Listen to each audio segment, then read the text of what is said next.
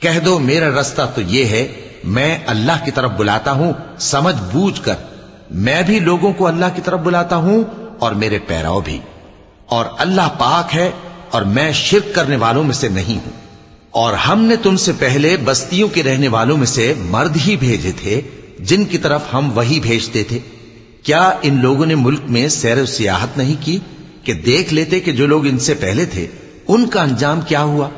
اور متقیوں کے لیے آخرت کا گھر بہت اچھا ہے، کیا تم سمجھتے نہیں؟ یہاں تک کہ جب پیغمبر نا امید ہو گئے اور انہوں نے خیال کیا کہ اپنی نصرت کے بارے میں جو بات انہوں نے کہی تھی اس میں وہ سچے نہ نکلے، تو ان کے پاس ہماری مدد آ پہنچی، پھر جسے ہم نے چاہا بچا دیا، اور ہمارا عذاب اتر کر گناہگار لوگوں سے پھیرا نہیں کرتا۔